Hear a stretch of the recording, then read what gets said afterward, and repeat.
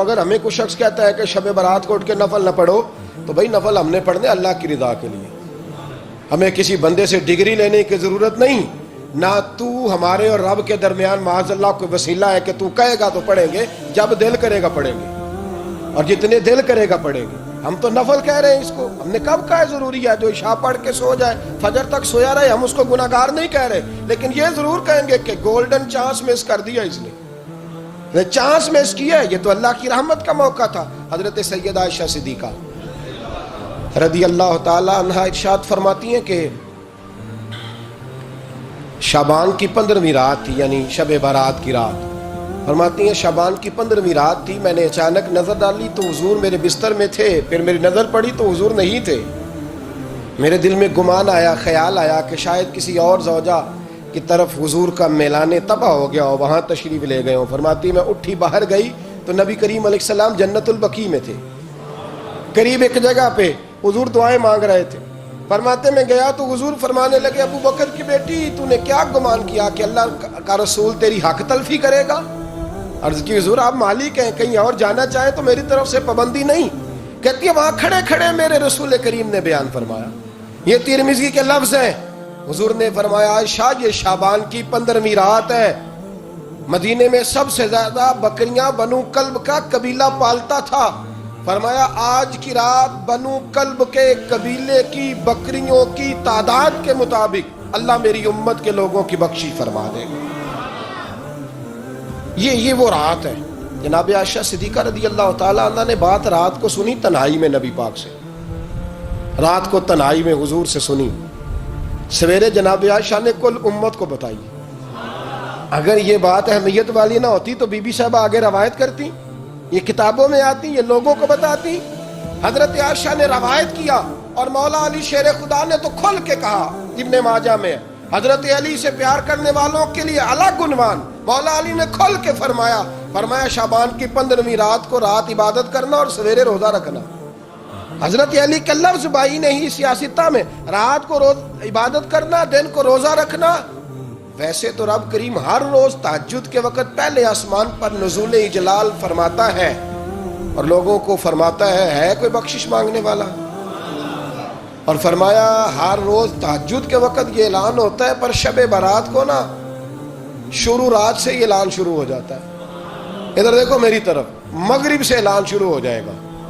اللہ کرے آپ کو سمجھ آئے، اللہ کرے آپ کو، اور بھائی یہاں باہر لوٹ سیل لگ جائے، یہاں ابھی سیل لگ جائے، 5000 والا جوڑا 1500 میں، تو رش ختم ہوگا۔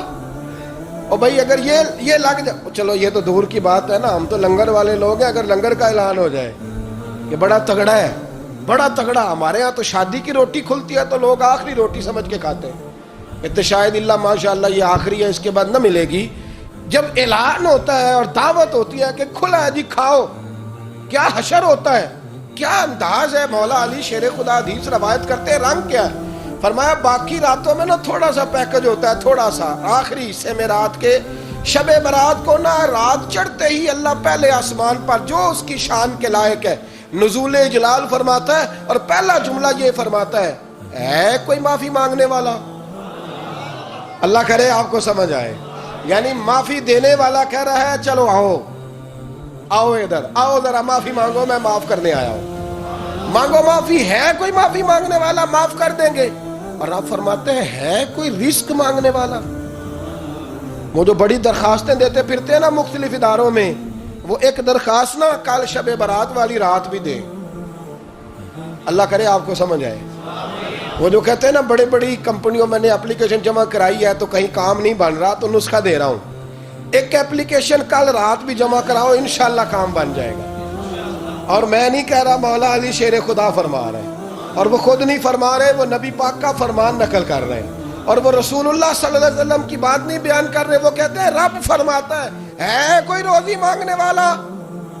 سارے سیٹھوں نوابوں جاگیرداروں کے پاس جا جا کے تھک گئے ہو، ایک دن میرے کہنے پر، ایک رات، ایک دیہڑی ذرا شب برات والی لگا کے تو دیکھو۔ پر شرط یہ ہے کہ یقین کامل ہو، ارادہ یہ، مطلب اللہ معاف کرے، آپ نے ناراض نہیں ہونا، لیکن وہ ماحول اس طرح کا ہے کہ شب برات کو ایک دو ساتھی کو کہا رات کو عبادت کر کہتے جی وہ تو ٹھیک ہے پر سویرے چھٹی نہیں، کام کرنا ہے. یعنی رب کہہ رہا ہے کہ تو آ جا شب برات کی رات، جو مانگے گا وہ تجھے. لیکن یہ ادھر نہیں توجہ کر رہا، یہ کہتا ہے سویرے 10 بجے دکان نہ کھلی تو مشکل ہو جائے گی، دفتر نہ گیا تو حالات. آپ دیکھیں ذرا، اب جب یقین اس طرح کا ہو تو پھر تو بھائی ساری زندگی اداروں میں درخواستیں دینی ہے. پھر آپ جیسا آپ کا مزاج ہوگا، اللہ تعالیٰ تو بندے کے گمان کے قریب ہے. تو میرے رسول پاک علیہ السلام نے ہمیں یہ میسج دیا، پیغام دیا، فرمائے اس رات جو اولاد مانگے گا رب اسے بھی عطا فرمائے گا. اس رات جو اللہ سے بخشش مانگے گا اللہ اسے بھی دے گا. اس رات جو رب کریم سے عزت مانگے گا اللہ اسے بھی عطا کرے گا. شارحین نے لکھا اس رات جو رب سے پردہ پوشی مانگے گا اللہ اسے پردہ پوشی بھی عطا کرے گا. جو جنت کا سوالی ہوگا رب اپنے فضل سے عطا فرمائے گا. کوشش فرمائے، کوشش فرمائے. 10 محرم کو ہمارے ہاں لوگ جاتے ہیں قبرستان، وہ کسی حدیث سے ثابت نہیں، میں منع نہیں کر رہا، جائیں 9 محرم کو جائیں، 10 کو جائیں، 11 کو جائیں، 8 کو جائیں، سفر میں جائیں، ربیع الاول میں جائیں، قبرستان میں جب بھی جائیں، منع نہیں ہے. لیکن شب برات والی رات تو خود رسول کریم گئے ہیں نا قبرستان. اب جو بات میں نے سمجھانی ہے اس کو سمجھیں. نبی پاک کی والدہ کا مزار نہیں ہے وہاں جنت البقیع میں. حضور کے کو بھائی بہن، حضور کیا کرنے گئے؟ امت کی بخشش کے لیے گئے. شب برات کی رات لالچی نہ بنے کہ صرف میں نے اپنے لیے روزی مانگنی ہے، کل امت کے لیے مانگے رب کریم سے. مانگے اپنے بھائی کے لیے، مانگے اپنی بہن کے لیے، مانگے اپنے بیٹے کے لیے، مانگے اپنی بیٹی کے لیے، مانگے اللہ کریم سے. یہ مانگنے کی رات ہے. پچھلی راتی رحمت رب دی کرے بلند آوازہ، بخشش منگن وارے کارن کھلا جے دروازہ. آئیں اللہ کی بارگاہ میں اس رات کو کھل کے دعا مانگیں. قبرستانوں میں نا کچھ قبریں ایسی ہیں کہ جو بتاتی ہیں کہ سالوں بیت گئے ہیں کوئی آیا نہیں. کچھ قبریں بتاتی ہیں. اور کچھ بڑے قبرستان بڑے شہروں میں ایسے بھی ہیں کہ جن کا گورکن کہتا ہے کہ مجھے کمیٹی نے کہہ دیا ہے جہاں 4-5 سال کوئی نہ آئے وہاں نئی قبر بنا دیا کرو، وہاں نئی قبر بن جاتی ہے معاذ اللہ. او بھائی کچھ ہیں ایسے، کچھ ہیں. یہ جائیں نا اکبر بادشاہ یہاں لیٹا ہے لاہور میں، تو شعر لکھا ہوا ہے بر مزارے ماں غریباں نے گلے پروانہ سوزز نے صدائے بلبلے. فارسی کا مقولہ لکھا ہے اس کی قبر پہ، کہتا ہے میں وہ غریب ہوں. اعلیٰ بادشاہ ہے مقبرے میں لیٹا ہے، کہتا ہے میں وہ غریب ہوں کہ نہ یہاں کوئی پروانہ آتا ہے نہ بلبل آ کے گیت گاتی. کوئی آتا ہی نہیں، کوئی فاتحہ نہیں پڑھتا، کوئی فاتحہ نہیں پڑھتا. او بھائی کئی قبریں ایسی ہیں جن پہ سالوں بیت گئے کوئی لوٹا نہیں.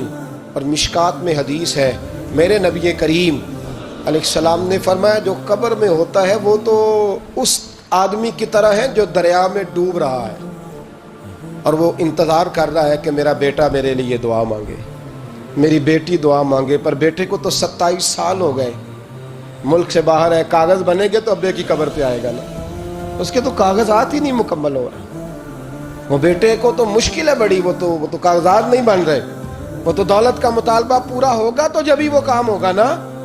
انتظار ہو رہا ہے قبروں میں میرا بیٹا دعا کرے، میرا بھائی دعا کرے. اور اگر بچہ دفن ہے تو وہ کہتا ہے میری ماں دعا کرے، میرا باپ دعا کرے. کوشش کریں شب برات بعد از مغرب یہ رواج پیدا کریں. یہ رسول اللہ کا طریقہ ہے صلی اللہ علیہ وسلم. قبرستان میں جائیں اور جا کر کے وہاں اللہ تبارک و تعالیٰ سے دعا مانگیں کہ یا اللہ جو اس قبرستان میں لیٹے ہیں وہ بھی، اور جو آج تک کلمہ پڑھنے والے دنیا سے گئے وہ بھی، اور جو قیامت تک جائیں گے وہ بھی. اے اللہ تو سب کی بخشش فرما دے. اللہ کی رحمت کو محدود نہ کریں کہ صرف مجھے بخش دے، اسے کہیں یا اللہ کل کی بخشش فرما. ساری امت کے لیے دعا کریں. شب برات کی رات نفل پڑھیں. ہمارے ہاں محفل ہوتی ہے ہر سال الحمدللہ، بڑے شوق سے بڑا خوبصورت ہم اہتمام کرتے ہیں. لیکن میں اکثر دوستوں سے کہا کرتا ہوں کہ جن کو اکیلے میں نفل پڑھنے میں مزہ آئے وہ اکیلے میں پڑھیں. کتنی کھلی بات کر رہا ہوں. میں پابند نہیں کر رہا کہ آپ یہاں آئیں گے محفل میں آئیں گے ضروری ہے. بھئی آپ کو اکیلے میں مزہ آتا ہے نا. کچھ لوگ تنہائی میں ہو تو دل زیادہ لگتا ہے، وہ تنہائی میں کریں اللہ اللہ کوئی حرج نہیں. لیکن کچھ ایسے ہیں کہ نعت سنتے ہیں تو دل نرم ہوتا ہے، تقریر سنتے ہیں تو دل نرم ہوتا ہے، تو جن کا اس طرح نرم ہوتا ہے وہ مسجد میں آئے، بات سنے. کچھ کو سب کے بیچ بیٹھ کے رونا آتا ہے. حضرت سعدی شیرازی فرمایا کرتے تھے کچھ لوگوں کے آنسو مجھے رلا جاتے ہیں. فرماتے ہیں کچھ کی آنکھیں دیکھ کے رو پڑتا ہوں، لہذا میں جب بھی ذکر کرتا ہوں محفلوں میں بیٹھ کے کرتا ہوں. تنہائیوں میں مجھ سے نہیں ہوتا، تو جس سے نہیں ہوتا وہ آئے نا، مسجد میں آئے، رات عبادت کریں. کل مغرب سے پہلے پہلے کام سمیٹ لیں سارے، اور مغرب کے بعد یہ رات شروع ہوگی، مغرب کے بعد ایک چھٹی کر لو اللہ رسول کے لیے. کر لیں گے انشاءاللہ تعالی ایک چھٹی. اور توبہ کی رات ہے، یہ توبہ کرنی. توبہ کس کو کہتے ہیں؟ توبہ کا معنی ہے پچھلے گناہ پر پچھتانا، شرمسار ہونا.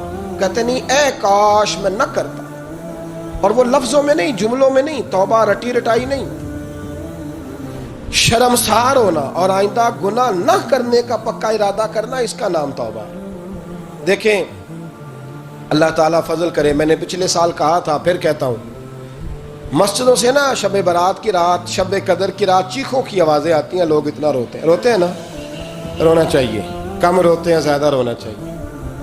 لیکن سوال یہ ہے کہ اتنا زیادہ لوگ شب برات کی رات روتے ہیں، کیا پھر سویرے بددیانتی ختم ہو جاتی ہے؟ جو رات مسجد میں کھل کے رو کے آیا ہے اس کا پروگرام ہے نا کہ اب ملاوٹ کبھی نہیں کرے گا، اب گاہکوں سے جھوٹ کبھی نہیں بولے گا، اب وہ بددیانتی کا معاملہ کبھی نہیں کرے گا. لیکن رات روتا بھی رہے اور سویرے پروگرام یہ ہو کہ میں نے پھر لوگوں کو فریب دینا ہے، داؤ لگانا ہے، تو اس نے توبہ کیا رات کے یہاں بس یہ ایکٹنگ کر کے لوٹ آیا. یعنی بڑی سجا بنا کر کے سوار کر کے رات توبہ کی. کیا مطلب ہے توبہ کا؟ کہ توبہ آپ نے کی. حضرت حسن بصری سے کسی نے کہا توبہ کیا ہے؟ فرمانے لگے توبہ یہ ہے کہ جس گلی سے رب نے تجھے منع کیا ہے دوبارہ پھر تو اس گلی میں نظر نہ آئے، تو نظر ہی نہ آئے. اور جس جگہ جانے کا رب نے تجھے حکم دیا ہے پھر تو دوبارہ وہاں سے غیر حاضر نہ ہو. اگر یہ پروگرام ہی نہیں، ارادہ ہی نہیں. بچے ایک تو مجھے کہنے لگے کل حضرت صاحب توبہ کے موضوع پر ہم نے گفتگو کرنی ہے، تو کوئی باپ بتائے کہاں پہ ہے. کچھ بچے شاگرد ہیں، کچھ مسجدوں میں جمعہ پڑھاتے ہیں. ایک نے مجھ سے کہا، تو میں نے کہا بیٹے پہلے مسجد میں جاؤ، 2 نفل پڑھو، توبہ کرو، توبہ کا ارادہ بناؤ. یہ رسم نہیں ہے. وہ نعت خواں بھی تو توبہ کر لینا جو شب برات کے دن لوگوں کو توبہ کرانے آیا ہے اور 25,000 کا سودا کر کے آیا ہے. تو آج اس کام سے تو توبہ کرنا، یہ نوٹ پھکوانے سے تو توبہ کرنا. یہ رسم ہے. ساری رات توبہ توبہ توبہ توبہ، یہ کیا معنی ہے اس کا؟ کیا مطلب کرے؟ امام غزالی فرماتے ہیں کہ ایک آدمی بادشاہ کا گارڈ تھا، سپاہی تھا، اس کا پہرے دار تھا، نگرانی کرتا تھا، بڑی وفاداری سے نوکری کرتا رہا. بادشاہ نے اسے تنخواہ کے علاوہ بھی بڑا نوازا. اسے بادشاہ نے بڑے الاؤنسز دیے، بادشاہ نے بڑا کچھ دیا، مکان دیا. کچھ سالوں کے بعد بادشاہ کو پتا چلا کہ یہ میرے لیے نہیں آتا تھا، اس کی تو میری کنیز پر نظر تھی، اس نے تو رات کی ڈیوٹی اس لیے لگوائی تھی کہ کنیز پر نظر تھی. تو امام فرماتے ہیں کہ بتاؤ پھر وہ بادشاہ اس کے ساتھ کیا سلوک کرے گا؟ وہ کیا سلوک کرے گا؟ تو لوگ کہنے لگے حضور لگتا یہ ہے کہ وہ نا 4-5 حصوں میں کاٹ کے تو کتوں کے آگے پھینکے گا. آپ فرمانے لگے میرا رب تو بڑا ہی قریب ہے، وہ تو ایسے نہیں کرتا. لیکن بتلاؤ اگر اسے پتا چلے کہ یہ رسم کے لیے آیا ہے، اس کی تو نظر ہی مال پہ ہے، یہ تو سویرے بدلے گا نہیں، یہ تو دھوکہ دے رہا ہے، یہ تو توبہ کرنے آیا ہی نہیں، اس نے تو ڈھونگ رچایا ہے، اسے تو پہلے سے خبر ہے. تو پھر تم کیا امید رکھتے ہو؟ پھر کیا رویہ رکھتے ہو؟ شب برات کی رات دھاڑے مار مار کے رونا اور صبح اسی طرح دھوکہ دینا، اسی طرح فریب کرنا، اسی طرح جھوٹ بولنا، اسی طرح بددیانتی کرنا، اسی طرح لوگوں کو لوٹنا. تو یہ رسم نہیں ہے توبہ. توبہ تو بدل جانے کا نام ہے، توبہ تو پھر سنور جانے کا نام ہے. توبہ تو اس طرح ہے جس طرح حضرت ابراہیم ابن ادھم نے کی تھی. وقت کے بادشاہ تھے، بادشاہ جب توبہ کی تو پھر ہر چیز چھوڑ دی، پھر مال لوگوں میں بانٹ دیا اور پھر ٹاٹ کا لباس پہن کر زندگی گزاری. لوگوں نے کہا حضور یہ تبدیلی ہے. فرمایا تبدیلی نہیں، یہ میری توبہ ہے، یہ میری توبہ ہے. جب توبہ کی تو پھر بدل کے کی، جب توبہ کی تو پھر تبدیل کیا آپ نے. یہ کیا توبہ ہوئی؟ ساری رات روتے رہے، سویرے دکان پہ جا کے پھر قسم اٹھائی کہ مجھے تو پڑتا ہی 11,000 کا ہے. یہ توبہ ہے؟ تو آپ نے اور میں نے توبہ کرنی ہے تو انشاءاللہ تعالیٰ اس طرح کرنی ہے کہ پھر 15ویں شعبان کو بدل جائے. یہ جو موقع آتے ہیں نا شب برات کے، شب قدر کے، یہ بنیادی طور پر اللہ تعالیٰ کی طرف سے دی ہوا موقع ہوتا ہے کہ چلو تمہیں چانس دیتے ہیں، تمہیں چانس دیتے ہیں، پابندی کوئی نہیں، لیکن رب کی طرف سے نا موقع ملتا ہے، چلو تمہیں ایک موقع دیتے ہیں، چلو اپنے آپ کو کلیئر کر لو، تمہیں موقع دیتے ہیں۔ یا اللہ کیا کرے؟ کچھ بھی نہیں، آ کے نا سچے دل سے 2 رکعتیں پڑھ کے توبہ کرو، عرش کا مالک پچھلے سارے ہی معاف کر دے گا۔ کچھ بھی نہیں، آؤ موقع ہے۔ ان لوگوں کی باتوں پہ نہ جائیں جو بلا وجہ پریشان کرتے ہیں۔ ہمیں بھی روز ہی سوال آتے ہیں، دل نہیں کرتا، کچھ باتیں ایسی ہیں جو کرنے کو طبیعت نہیں چاہتی، میں کروں گا بھی نہیں۔ لوگوں کو شب برات کا حوالہ بھی نہیں مل رہا، حالانکہ ترمذی شریف میں حدیث موجود ہے، صحاح ستہ کی روایت ہے، ترمذی میں موجود ہے۔ پہلے کہتے ہیں صحاح ستہ سے دکھاؤ، جب صحاح ستہ سے مل گئی تو اب اور کدھر جانا ہے؟ اور ابن ماجہ میں موجود ہے مولا علی کی روایت، اور ذرا ترتیب دیکھیے گا، یہ ترمذی کی حدیث ہے، اور امام ترمذی نے تو پورا باب باندھا ہے 15ویں شعبان پر، پورا باب۔ اب تمہاری مرضی ہے، اگر تم نئی بات کو سمجھنا چاہتے۔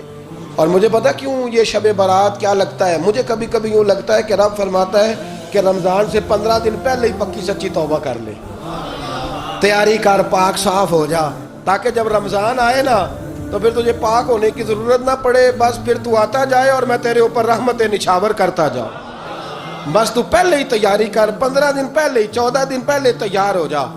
کل رات اپنے آپ کو ذہنی طور پر تیار کریں، بچوں کو تیار کریں، گھروں کو تیار کریں۔